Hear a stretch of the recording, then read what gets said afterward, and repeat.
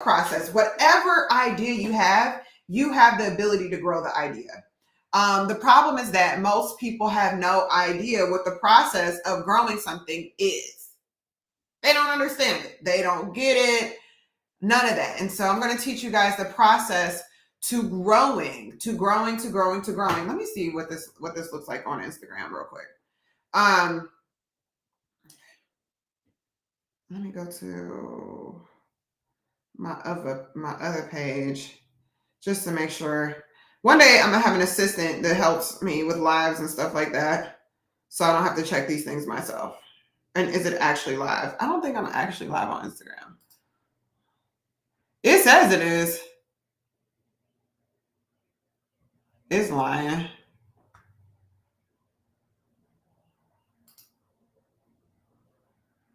So cute. Hold on.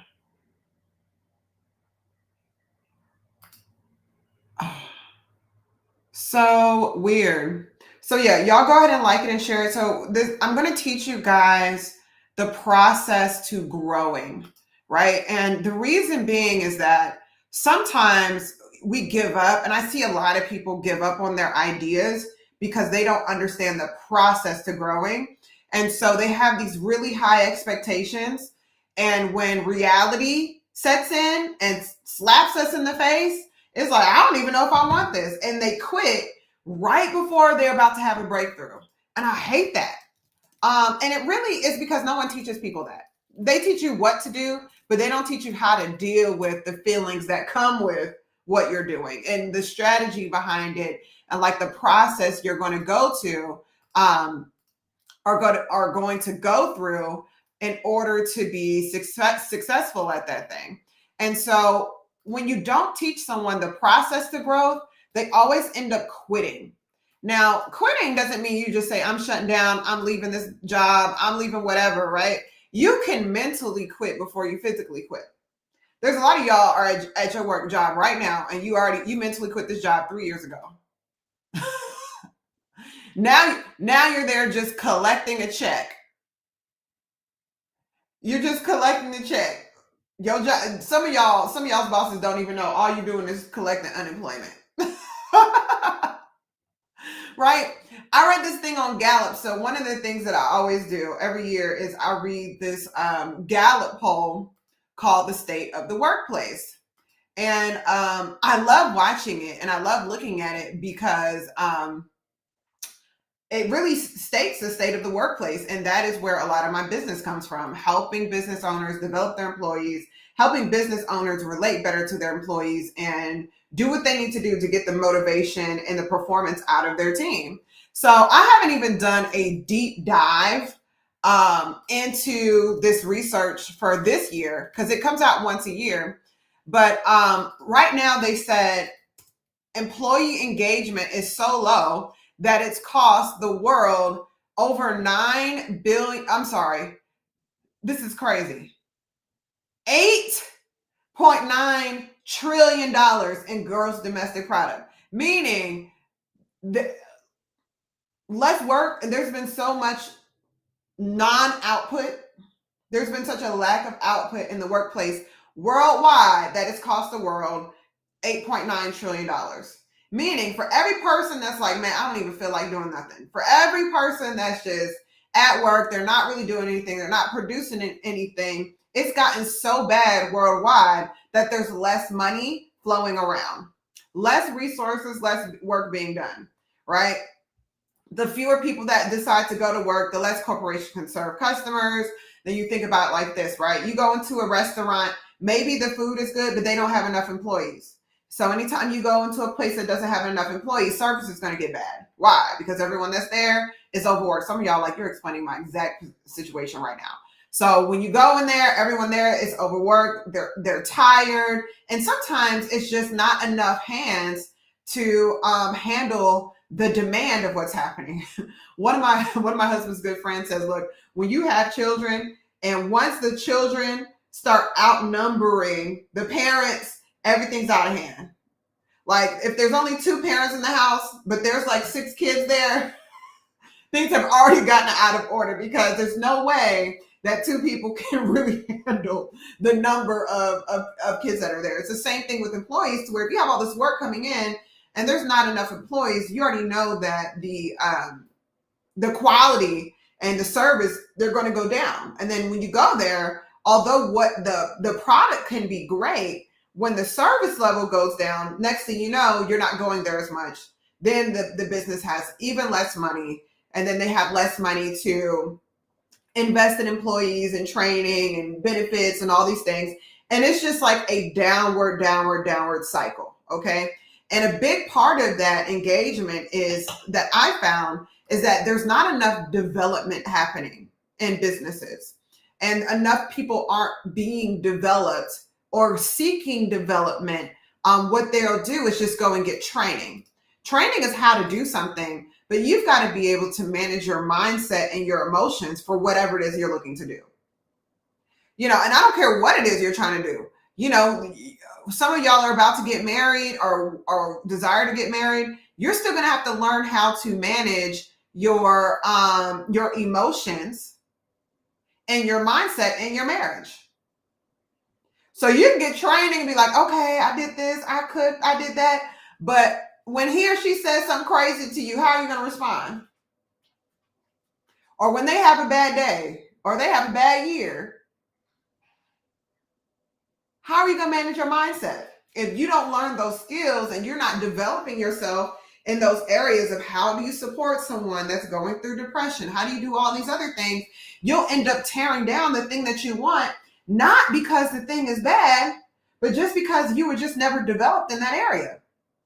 And so it could be the same thing when it comes to business, same thing when it comes to life. So y'all are in here, y'all like, tap the screen for me, right? He said, ignore them. I don't know what you mean by them, right? You can't ignore them. It's not going to happen. Anything that you ignore is going to grow. And I think that there's sometimes where you have to see past something, and like you can decide to love someone unconditionally, right? But just ignoring the problem typically makes it grow. Did you guys know that one of the number one signs of divorce is when people stop arguing, when they never argue? Because, friend, that means that everyone they stop caring. Isn't that crazy? That's crazy, right? Thank you so much, Reginald, Rico. I really appreciate y'all. So it's the same thing when it comes to anything that you want to do. And I need more people going out there and accomplishing their life assignment, right? I want to go into places, spaces, in cities where everyone's getting money, everyone's living their dreams, everyone's focused, everyone has a vision, everyone's trying to make something, shake. And it's not scamming, it's not all of these things. I want to go into businesses where everyone understands what they're supposed to be doing.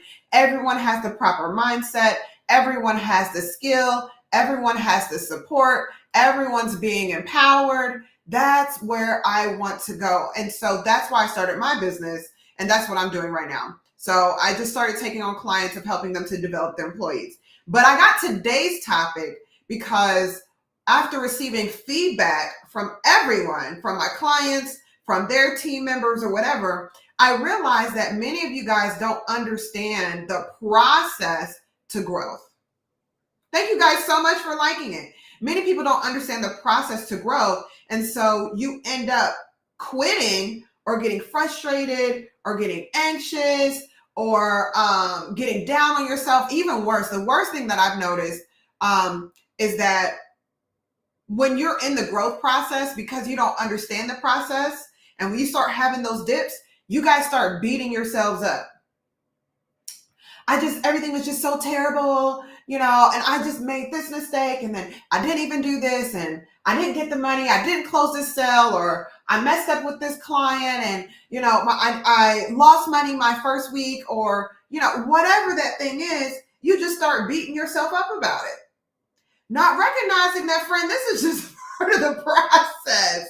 You're just in the process, and you're about to be out of the process. And what happens is when we sit there and we beat ourselves up, while we're in that process, you ended up staying in whatever section of the process that you're in. So the first step, will you bless my TikTok live panel on Friday at 5 p.m. Central? Send me a DM so I don't forget. But I really appreciate that. So what you want to do is make sure that you're engaged in the process and you understand it. So I'm going to teach you guys the process to growth. So as you're going through growing pains, you don't quit. So the first thing I want you guys to do is I want you to put in the chat, what is it you're trying to accomplish in this season? Every single person who's watching this, everyone that's like sliding through or whatever, even if you're watching this on YouTube later, type in the chat what you're trying to accomplish, because everyone needs to try to do something. Why? Without a vision or assignment, people perish. When you go to places and people don't have vision, that's when you start seeing them robbing, stealing, doing drugs, scamming. They just go crazy. Why? Because human beings were built to do something. We were built to take care of something, right? God put us here to cultivate and keep the earth. Meaning we're supposed to work it and take care of it. When you're not working something, you're typically, something's working you. That's when you see people drinking too much. That's when you see all of these different things, right? You just start finding things to get into. I remember there was this book that I read, or my dad read, about German Shepherds, because my dad used to breed dogs all the time. And in this book, it said, if you don't give a working dog a job, it's going to find a job. And the job that it finds, you're not going to like. And so my dad's dogs, when they got bored, they would go on the back of his house and start pulling the siding off the house, digging holes, digging trenches, just doing all kind of crazy stuff, destructive things, because he didn't give them a job. So what he had to do was start giving them little things to do, or sometimes you'll have someone that has a working dog, like a Rottweiler, like one of my dogs, and you just put a dog pack on them. And wherever you go to the park or whatever, put some sodas in the dog pack, put your little car keys in there, let them see you, give them a job to do, and it's their job to carry the stuff around wherever you go. And so when you do that, you'll notice their behavioral changes, because they're like, oh, I have an assignment. I am to get the soda pop, the cold drinks, wherever you call them, the Coca-Colas, to the park bench. I've got to guard these things. The keys are in here. I got this child next to me, and you'll see that they'll act a lot better when they have a job. It's the same thing with human beings. Whenever you have an assignment, something you need to accomplish, things that you need to get done, you'll notice that your focus will change, your output will change. So I want everyone, okay, you're trying to retire, not run out of money when you're retired. So you're retiring from a job, but let me tell you, God hasn't retired you. There's still something you're supposed to be doing, right? So when you're trying not to run out of money, that means that you're still looking for ways to create income for yourself. Maybe you're investing, maybe you open up another business. And I've seen a lot of people create amazing lives because they have their retirement money, and then they live off of their retirement money, and then they go out and build a business. So they have several streams of income, to where I've seen a lot of people, once they retire, that's when they really begin, or they are smart when they retire, and they start getting that $1 million idea. And sometimes we think of, like, when we pursue our ideas, that it's just going to run us in the ground. Sometimes it's a lot of times just the jobs that we've had over the years that maybe we didn't have any sort of connection to, no excitement about, no nothing, that ends up running us into the ground. But, you can run a business that gives you life and money. All right. So you just got to get smart about the vision and make sure whatever vision that you have really fulfills a need for a lot of people. That's all you got to do. And as long as you're fulfilling a need and you're doing a good job with it, you're going to make money. Point blank in the period. And this is how you know you're fulfilling a need, is when you tell people about it, they jump on it. Like, oh yeah, that's how you know you found something that's a big need in your community or in the world or in the marketplace or whatever, because people really jump on it when they hear about it. So that was some free game for you, friend. And then if you don't know what your vision is, I have a little workbook. Go to my profile, click it, download it, and fill it out. So anyway, so when you're starting whatever it is that you want to do, you got to understand the growth cycle. So the first step of the process of growth is setting up an intention and a goal. I want to bam, bam, bam, bam, bam, bam, bam. Whatever it is, I want to do this, right? You know, I came from a sales background. So mine is like, look, I want to make this amount of money. Okay. Once you set your intention and you set your goal, then you create a strategy and a plan. So what a plan does is it helps you overcome whatever barriers there may be to achieving that thing that you have. So it could be, you know, in sales, I would say, look, I'm going to meet with this number of customers. This is the schedule that I'm going to have. This is the amount of time I'm going to spend. And I would set everything up to make sure that I just met with enough people to make the money that I wanted to make, right? Or reaching out, or maybe you cold call, you send, or you do enough demonstrations, or, you know, you speak with enough customers. Some of you guys need to go out and just talk with people to where you're trying to figure out why you're not making money, but you won't go out and show yourself. You won't sell yourself, and you're too insecure to let somebody tell you, no, I don't want to be bothering them. If it's something that people want, you're not bothering them. They just don't know about you. And the number one way for people to lose business or to lose their business or for their idea to fail is just because they're invisible. If no one sees you and no one knows about it, how they don't have the option to buy. You're buried somewhere. It's like you're in a grave. So you set up a strategy. Now, once you set up a strategy, you execute on that strategy. Some people get stuck there. They have the strategy, they just never started. Some of y'all have business plans that you took days and weeks and months to perfect, and you didn't go do anything on it with it. Now, for me personally, I'm not big on business plans. What I am big on is idea. Then I promote the idea and see the response of the person, and I just adjust from there. Because to me, a great idea is something that I can get a new customer and a sale on immediately.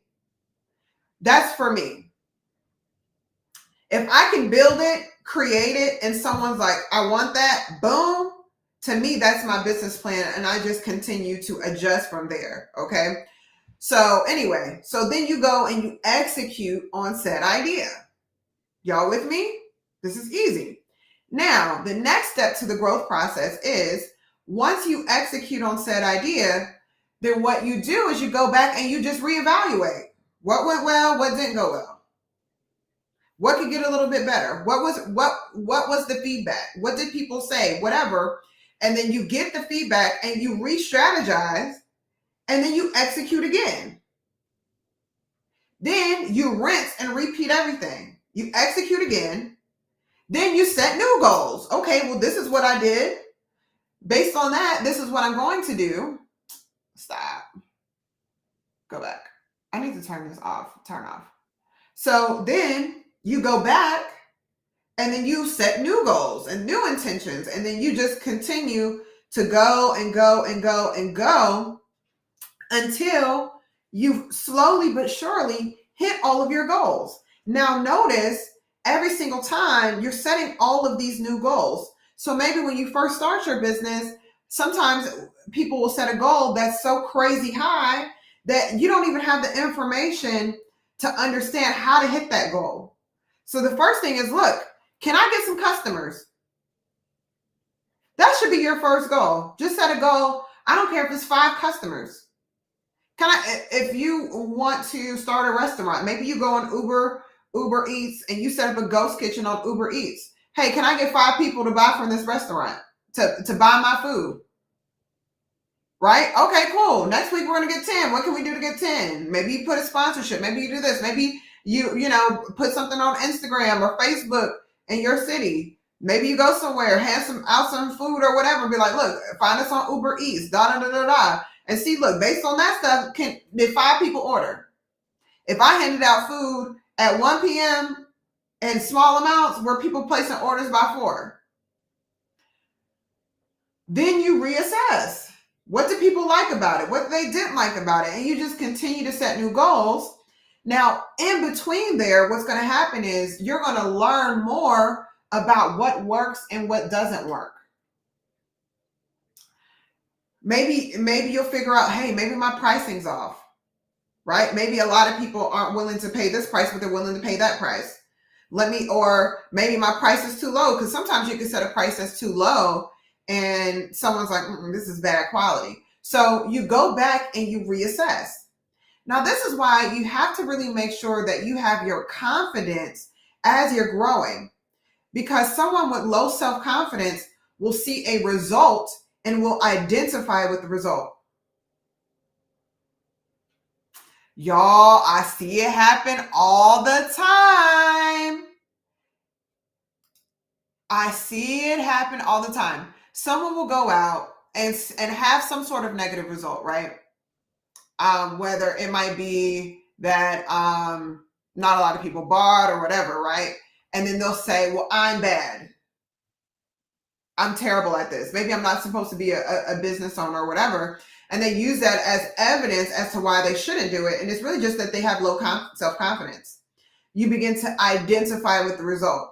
I'm not good at blah, blah, blah, blah, blah. I'm not good at meeting with people. I'm not good at getting people to tell me yes. I'm not good at selling. When really the result is supposed to inform you as to what you need to adjust. But if you have low self-confidence, you'll see the results and run away.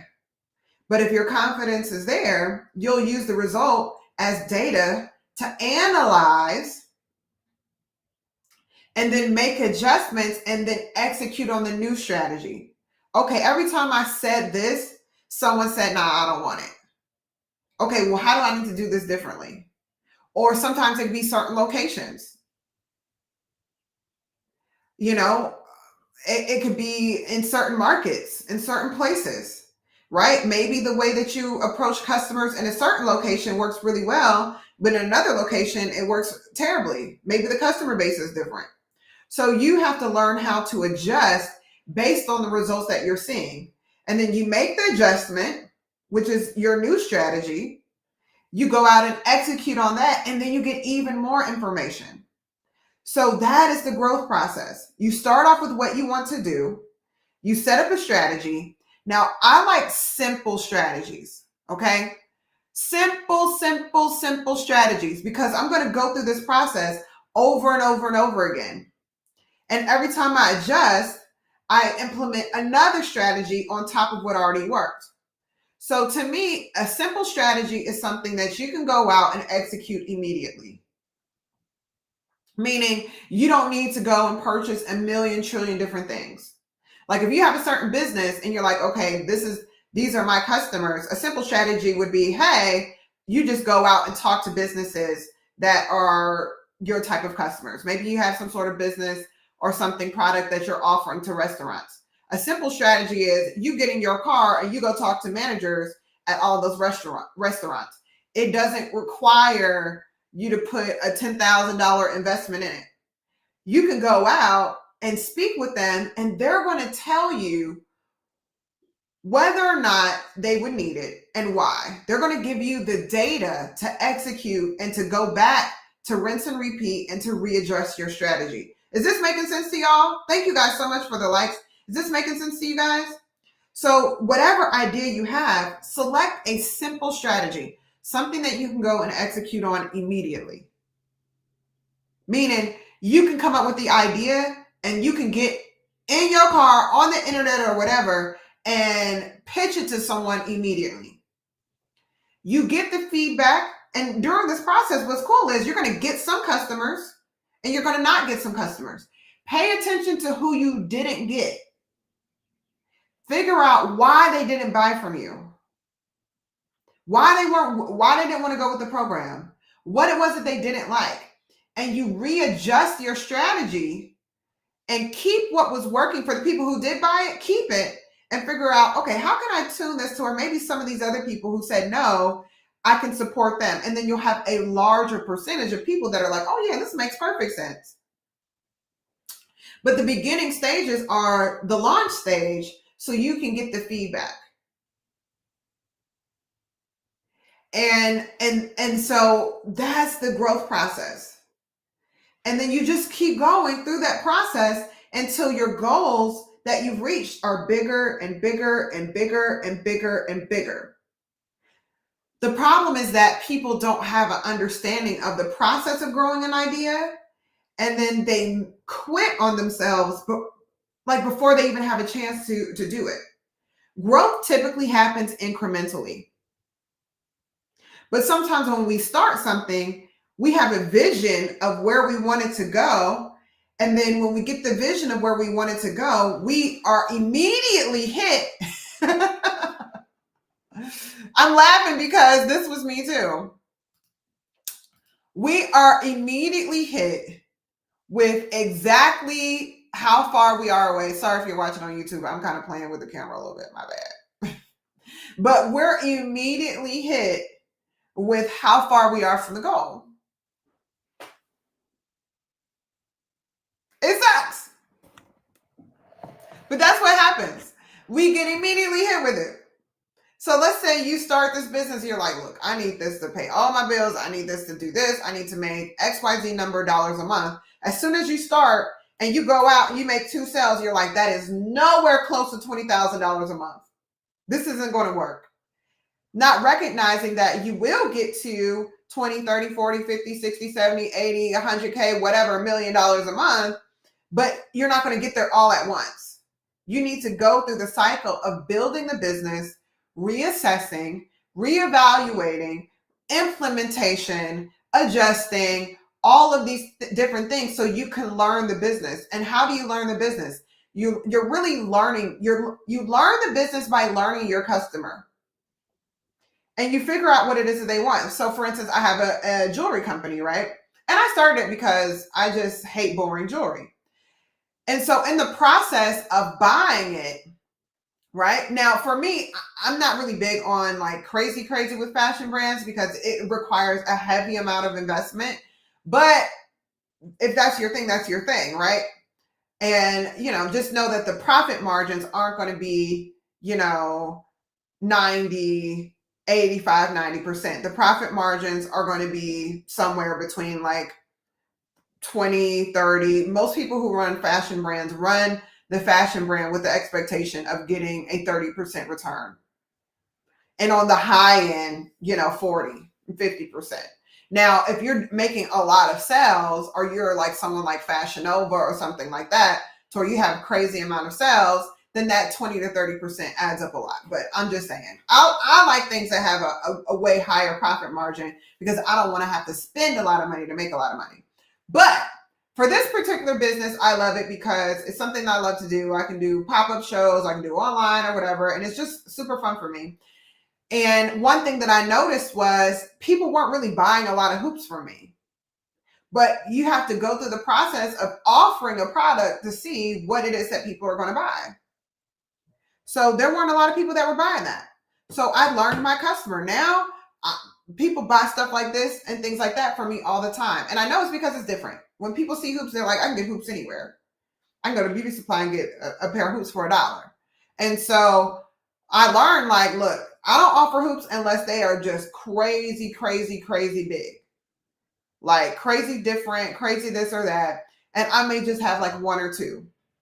Some people will see that and be like, ain't nobody buying. And they didn't stick with it long enough to realize, no, they are buying. They're just not buying that particular thing in this moment. So that is the growth process. Create a goal. Set your intention. Create a strategy. Use a simple strategy, not something that will take you all forever and a day to implement. Execute said strategy. Go out there, get some yeses, get some nos. Reevaluate your strategy. What could I, based on what happened, what do I need to do differently the next time? Go out there and do it differently. Get some more information. Start again with a new goal. Hey, last week I got 4 new customers. This week I'm going to go and get 10 based on the information I learned from last week. Where do I need to go? What time do I need to go back? What time do I need to do this? Boom, boom, boom, boom. And you just go there until you slowly but surely are inching your way up to hit all of your goals in business and life. You can do this if you're trying to get out of debt. You can do this if you're trying to build a business. You can do this in relationships. You can do this with anything, but understand that growth is a process. And when you're unaware of the process, you will quit mid-process. And every time, if you want it to be, it's whatever you want to do. Let's say let's say you're starting a law firm. You're an attorney and you need new clients. It might be that you start off with like a huge marketing budget or whatever, or the next thing is you might go marketing and say, hey, do you have an in-house attorney? You go to a marketing, event or networking event with a lot of business people, and you may just say, hey, do you have an in-house attorney? Yeah, I have a law firm, blah, blah, blah, blah, blah. And you start signing people. Every single thing that you're looking to do, you're going to have to sell something, especially if you're starting a business. Business is sales. And so the easiest way to get some sales is to go directly to people and speak with them. Otherwise, you're just relying on website traffic and you got to pay for that stuff. Now, some of y'all may start a business and you have $30,000 to put into marketing immediately. Go out and do it.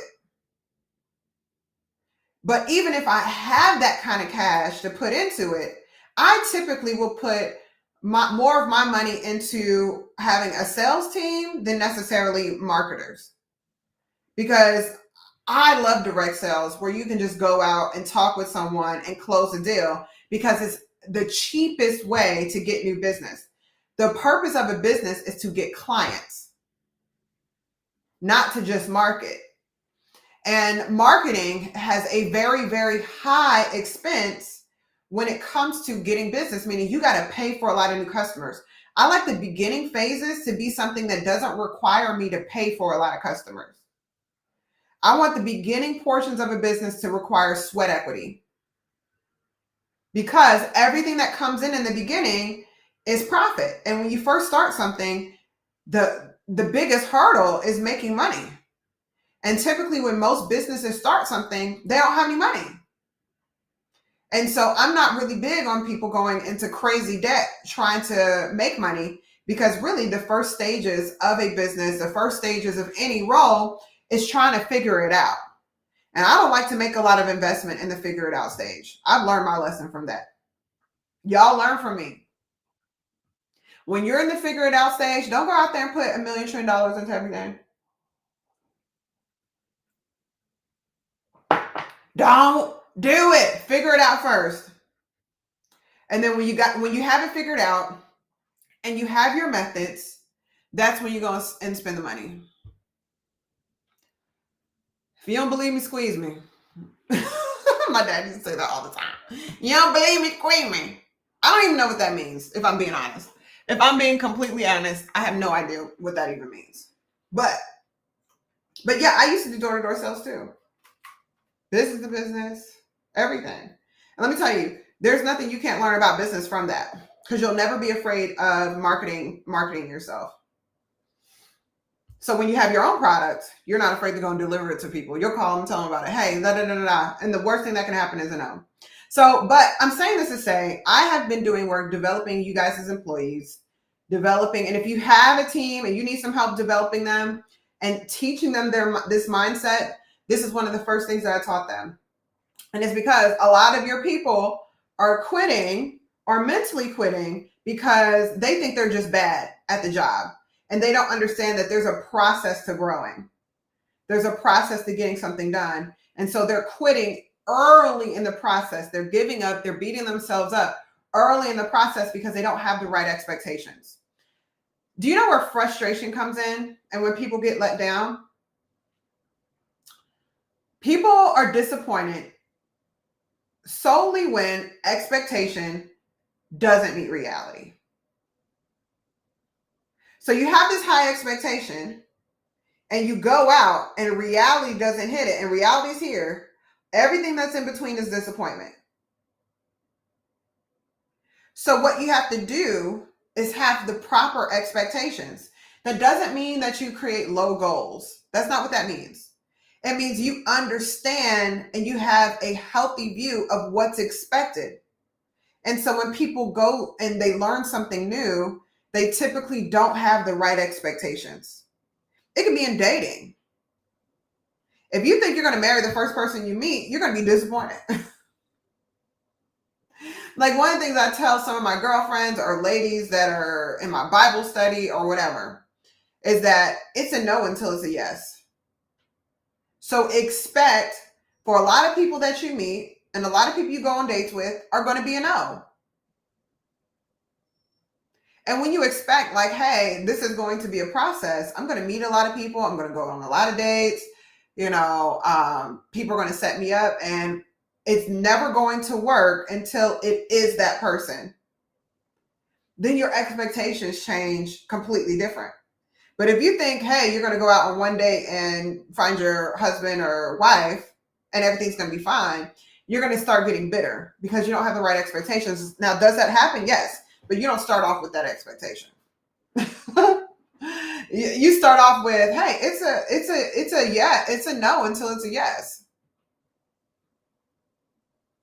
And so I don't get mad at the person. I don't get bitter. I don't say, there's no good men out here. There's no good women out here. It's just, no, I just met a lot of no's because I haven't met the yes yet. And that keeps you from being bitter with the next person. So that's a really, really good way of understanding. And you apply this concept, the growth process, to everything. Having the proper, that's why I'm no good as a salesman. Well, then, Reginald, how are you going to have money when you go to retire? Being a salesperson is just being willing to explain your idea. Part of it is just fear. What I find is it's mostly people's pride that gets in the way. You can't just take rejection. Some people just cannot take rejection. And people who can't take rejection, they always are going to have a small goal and always have a small life because they never take risk. And so the easiest way to get over not being able to take rejection is to just put yourself in a position to be rejected all the time. And eventually it don't even hurt anymore. Y'all, I don't care if y'all ever go through, like, when I do lives and stuff like that, or go through my comments, people say a lot of mean things. I have been rejected so much in business, sales, life, whatever, that it doesn't even change my heart rate. Sometimes I'm like, oh, that was mean.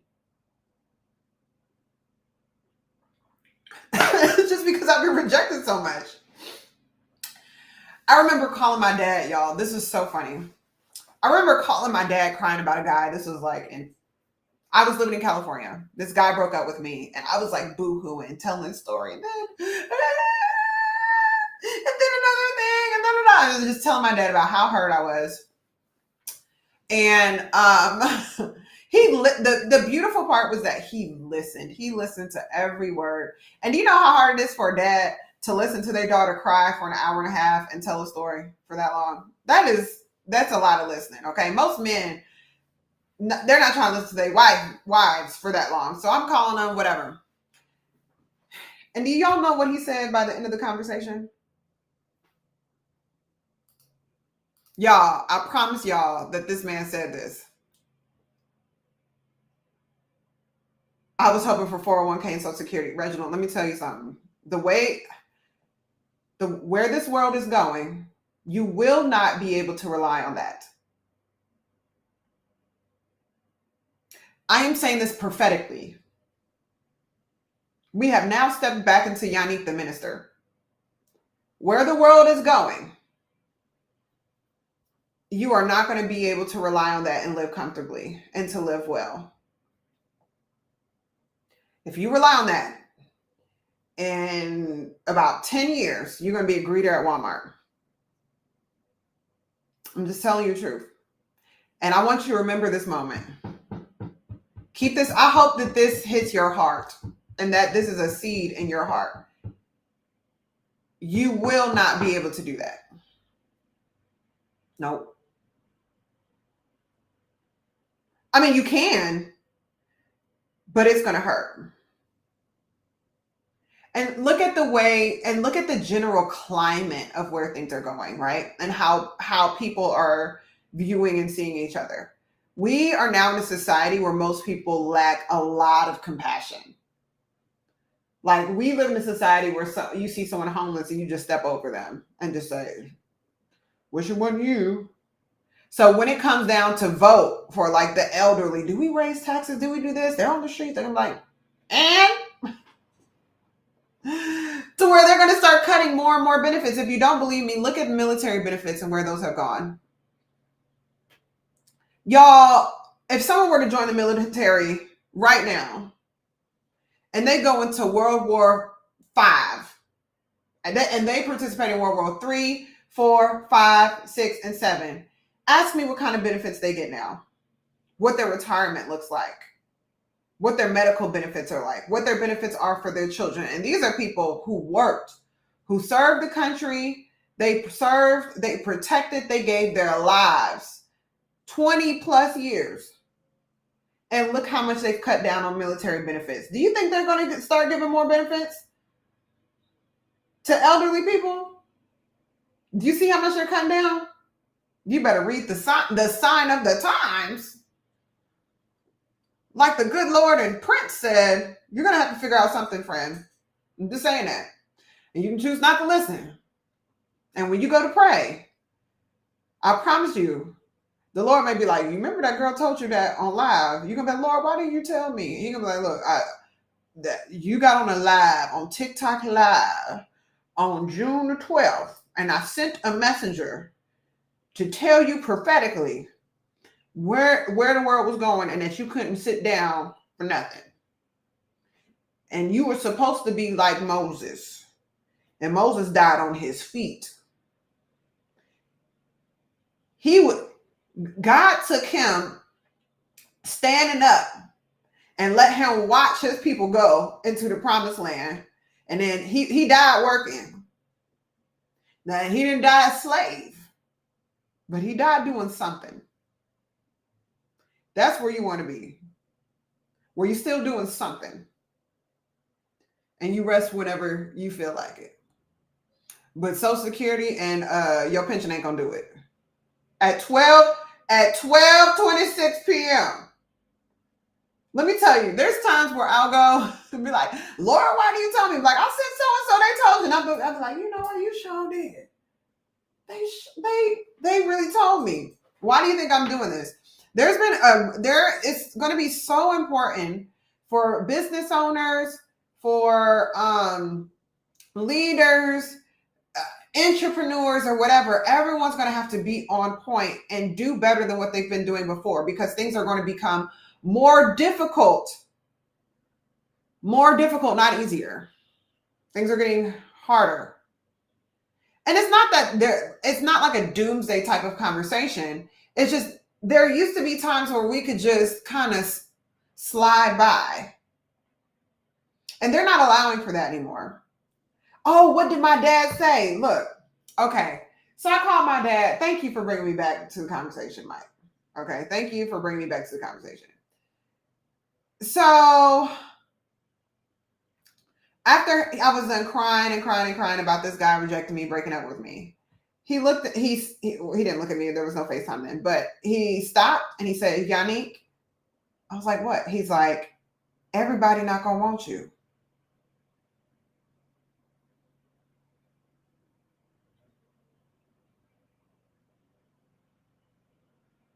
And I was like, I am so happy he said that. That was a turning point for me as a woman. And it saved me so many tears. And just that, him saying this, because most dads would be like, you're too good for them. This guy's nothing. Whoa, whoa, whoa, whoa, whoa. And they'll always say that it's that person. And sometimes it is that person, right? But he really helped my self-confidence by just giving me the expectation of, look, everybody's not going to want you. And he says, and that's okay. Everyone's not going to want you, and that's okay, because there's always going to be someone that does want you. And when you meet somebody that demonstrates that they don't want you, let them go. When my dad told me that, thank you so much, Rico, God bless you. When my dad told me that, do you know how much heartache he saved me? So when I was dating in my 20s and 30s, if I met a guy and he wasn't, whatever, we're going on a date, he's being inconsistent, he's doing this, all that, I didn't get upset. I was like, he just don't want me. And that's okay. I hope he finds who he wants. But what I'm not going to do is be like, why don't you want me? Because my dad already set the expectation. Everybody's not going to want you, and that's okay. Yeah, he let me talk and get it all out of my system, and he heard me out, and he did all of these different things, right? But that little pill is the reason why, and my dad passed in 2018, so I'm just like, and he was my best friend. It was one of the hardest things ever. But it was for our relationship, but for conversations like this, to where he just kept it so real with me that when I was all throughout my 20s, I wasn't going through the world with daddy issues. I wasn't sitting there trying to force this, force that, or whatever. It was just like, look, he don't want me. And that's okay. It doesn't mean that I'm bad. Doesn't mean that I'm ugly. Doesn't mean I need to compete, because the person that wants me, they're not going to make me compete. Thank you so much. They're not going to make me compete. Because, and my dad taught me that, like, if a man wants something, he's going to figure out whatever he needs to do to get it. And I've learned that so many times. If it's a car, he going to find a way to go get their car. Some of y'all about to get in trouble because y'all went, what are they called? Scat packs? What's the name of the car? Scatlands, whatever, right? If it's a business, if it's a title, if it's a promotion, whatever. So that was one of the things that he taught me. And so, but that's still understanding the process of when you go out and you meet with people, that doesn't mean that I'm bad because someone doesn't want me. It's just that I'm not what they're looking for. It's the same thing when you're building a business. Now if everyone says they don't want it, then you need to do some assessing. So let me put some parameters around that. If nobody want it, there might be something wrong. Right? I saw something the other day where they were talking about a celebrity that's going through another divorce, and they're like, okay, friend, the call's coming from inside the house. The call is coming from inside the house. If everyone says no, it can't be everyone. There's something wrong with the product. You're gonna have to get back in the drawing room.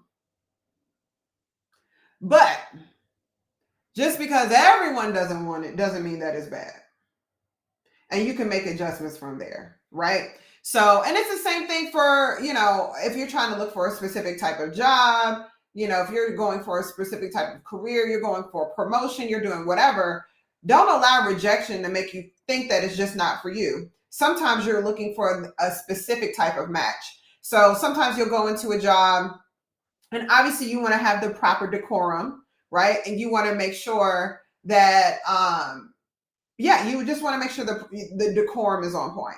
Meaning if I'm going for a specific job or whatever, I'm going to make sure that the way that I conduct myself matches the industry, okay? And I want to carry myself and be a match in that industry. So you make the adjustments there. It doesn't mean that I suddenly just like pretend like I'm a quiet person and all this other stuff. Like, no, but I'm going to make sure that I am matching the industry, but I still have the essence of myself, okay? So you want to have the right decorum, but sometimes you can go into the right industry, but you haven't found a cultural fit within that industry. So let's say you're trying to be, I don't know, whatever the job is that you want to do. You may go to 10 places and 8 of them don't like you. And maybe it's just the energy that you have isn't a cultural fit. So for instance, I've been doing executive coaching for a long time. And one of the things that helps me is that I'm just direct and real. So I'm like, look, I want a client, but I want you to get results faster than you pad my pockets, because I want you to be able to move on and move forward, and I want to move on. I want to be able to help someone else. So get this information, get the lesson, let's talk about it, let's fix it, and let's move on so we both can move on to whatever our next level and our next step is, right? The way that I'm speaking to you guys right now is the same way I speak to a client. I'm not like, so Fred, I see here that no, like, Fred, look, we got to get your money right. Your employees are lagging. This is what's happening. Tell me what's going on. This is what I think is happening. You tell me. Go straight to it. Everyone is not built for that. Doesn't mean that I'm a bad coach. I'm a great coach. But some people cannot take directness. Now, that doesn't mean that I'm not careful with them. Like, I'm careful with people and I'm compassionate, right? But I don't want to spend a bunch of years. Does it really take 5 years to know if the business is successful? The business is successful if you're profiting. Sometimes people, this is the thing I'll tell you, is I don't have an MBA. I don't. Entrepreneurs hire people with MBAs that are good at one specific thing. But one thing I have learned from the School of Hard Knocks, a business is successful when the business profits. If you start a business tonight, right? There's a book called, you guys should download it. You can go to absumo.com, download it. It's called $1 Million Weekend. And no, it's not you're going to make $1 million in a weekend. But what it is a good business idea is something that you can sit down on a Saturday, come up with it, and implement it the next week. Meaning you get the ideas, you do this, that, the third, and then you can go online, get an EIN, and start selling it on Monday. You're going to know by the end of the next week whether it was a good idea. Did you get customers? How easy was it? Did they seem excited? Did you have to beg them for it? Was it hard for you to convince them? Or were they like, yeah, that makes sense? And so the concept is you can take an idea that you thought of over the weekend, do something, and bring on new customers the next week. And the next week will tell you whether or not it's a successful business. Because you can have a successful idea and the business doesn't profit because the way that you ran the business isn't profitable. So sometimes I'll have, like, I had a client that was like skipping one part of the second. They were trying to save money in one area that was actually costing them. And so what I did was I did an analysis that I personally call true profitability, to where sometimes you can skip something trying to be cheap and actually lose profit because you didn't look at the big picture. So let's say it cost you, I don't know, let me try to think about an idea. I don't want to use their exact business. Okay, let's say in your business, there was like a training program and every person you hired, you had the choice of spending, I don't know, $50 on this training program. But let's say you had a business where a lot of people end up quitting, right? And you're like, look, I don't want to spend this money unless I know they're going to be around. So maybe you hired 8 people, but you only spent $50 on one person. Okay, so it only cost you $50 to train that one person. But maybe had you spent the $50 on every single one of them, then even if 2 people did really well, those 2 people end up making you way more money because they understand, they know how to talk to people, they know how to sell, they know how to make customers happy, they know how to offer something else, they know how to do something that ended up making you the money back anyway. So sometimes you have to look back and say, okay, what's the true profitability of this thing? To where had I spent the money, even if these other people didn't work out, if these 2 would have, they would have made more money faster. So there's things like that can keep someone from really profiting, but you have a successful business once it's profiting. Also, you can have a successful business that's profiting and then something in the market changes and it no longer profits. So if it was a success for 20 years, but there was an industry change or the people's desires change, then at year 21, you can have an unsuccessful business. So that's why you always look at, is this profiting? Is this making money? If it's making money, it's a success. People run businesses all the time that don't make any money, but the point of business is to make money, not to just say I'm an entrepreneur. So, you can run a business to where the profitability is so low, you'd make more money just having a job.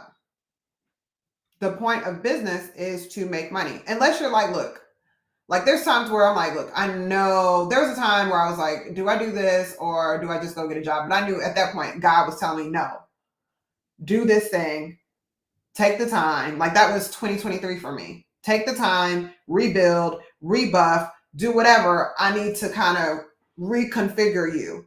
Okay, in that sense, yeah, go ahead and do what you need to do. But that's how you know a business is successful. That's how you know a department is successful. Is this making money? And it doesn't take 5 years. How do I do a better job of serving my customers and as a result make more money? If you're doing that, you've got a successful business. If you make a change and when you make the change, profitability goes down, then that change wasn't successful.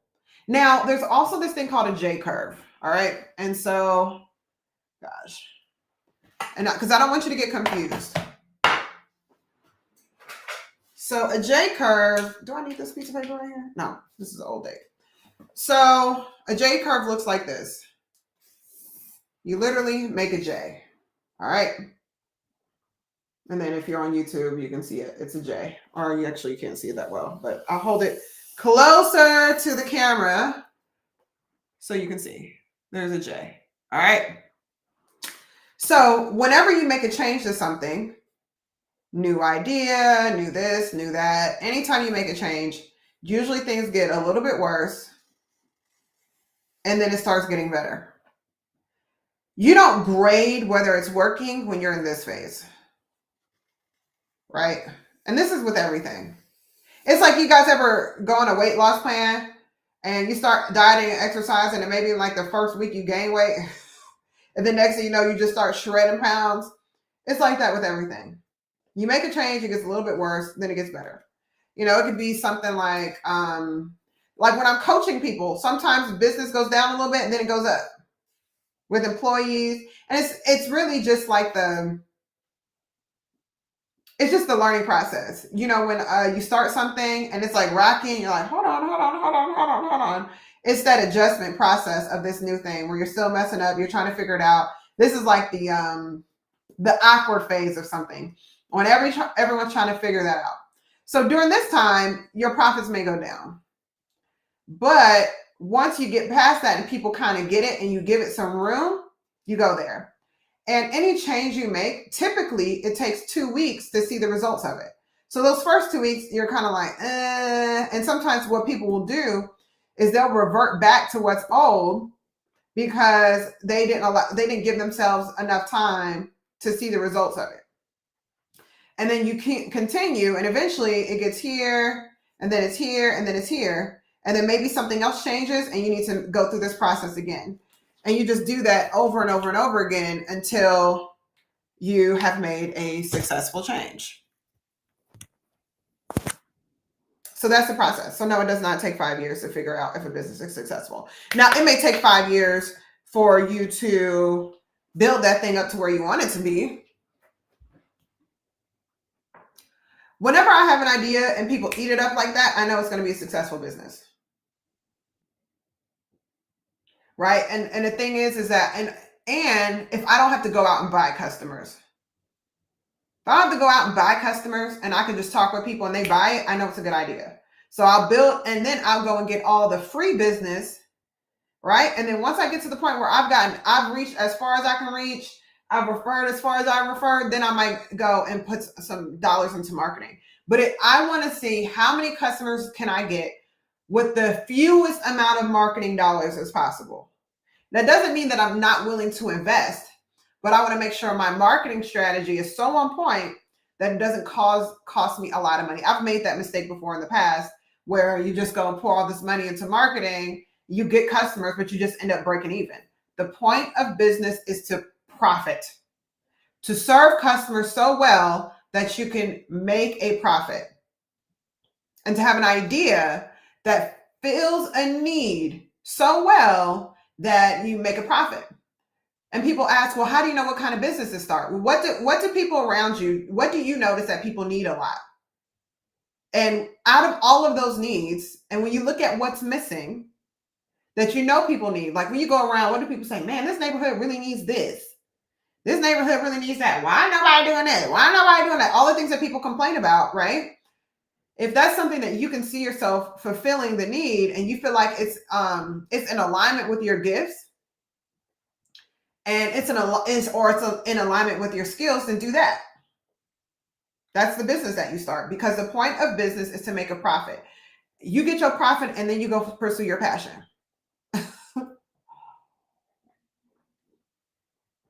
That's how you do it. So I hope this helped y'all, because I got to get off of here soon, because I have to go and do some things to service my business. And yeah, I've got to be responsible. Got all these little baby birds that I'm helping, clients, customers, people inquiring, things like that I need to follow up with and make sure that I am prepared to help them out. But if you need help with something like this, I am available. You can schedule a discovery call, right, where I'll coach you for about 45 minutes. If you don't have a vision, I have a workbook in my profile. Download it. It'll take you about 15 minutes to do.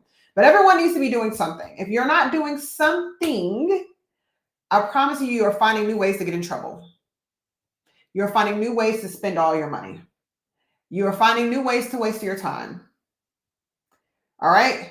So download it and get started. We need so many more people that has a life assignment and something that they're doing to get ahead. Life changes when we change.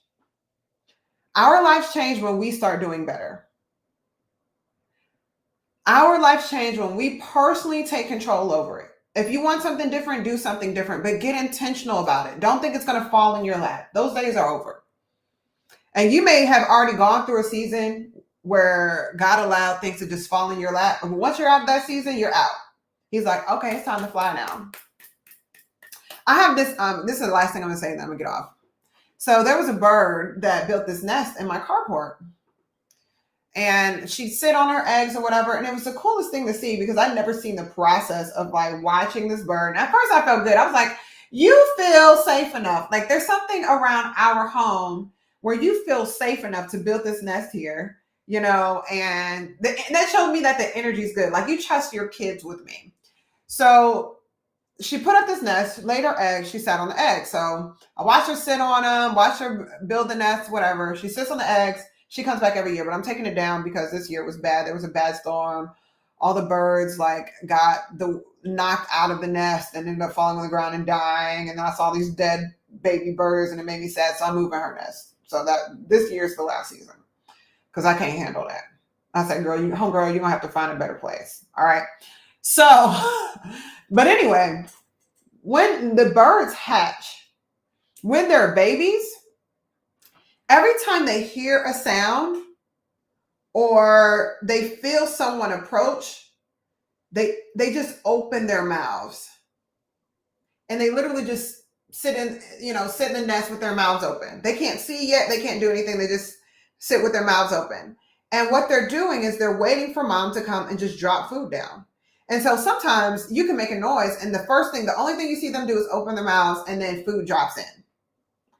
Sometimes in life, you're in a phase in life to where you don't realize it, but you're getting all this stuff because God is like, you're still a little baby bird. I'm just gonna bring it right to you.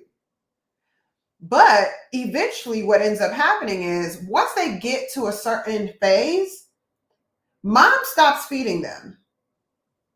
I noticed this.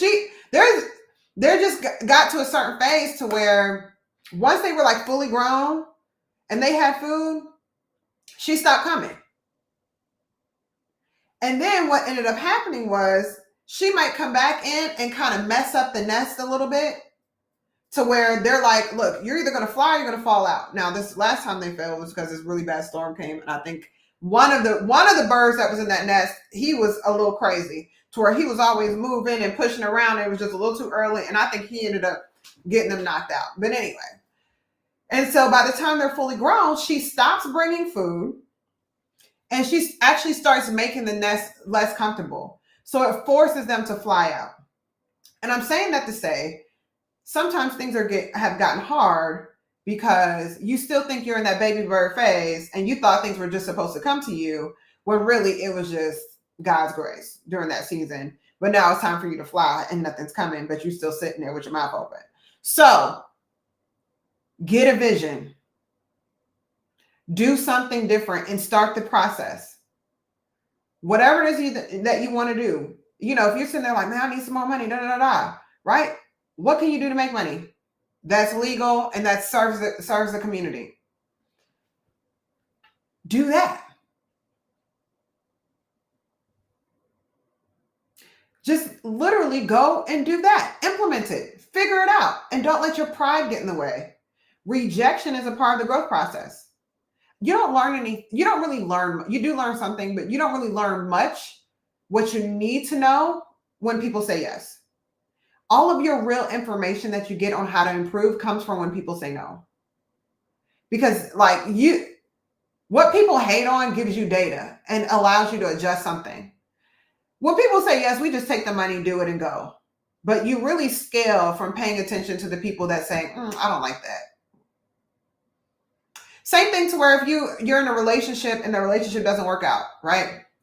Now, there are some narcissists out there, but let's say you're ready to be in something serious. What did everyone else say about you? What did everyone say about you? Make adjustments in those areas so that way when you go into this next thing, you don't mess up in the same area. The growth process. Any person or thing that is not growing is dying. If any area in life that you're not getting better with, you're dying. Now, some of y'all have the spirit of pride, and that pride is telling you, ain't nothing wrong with me. There's nothing wrong with me. It happens to women, it happens to men.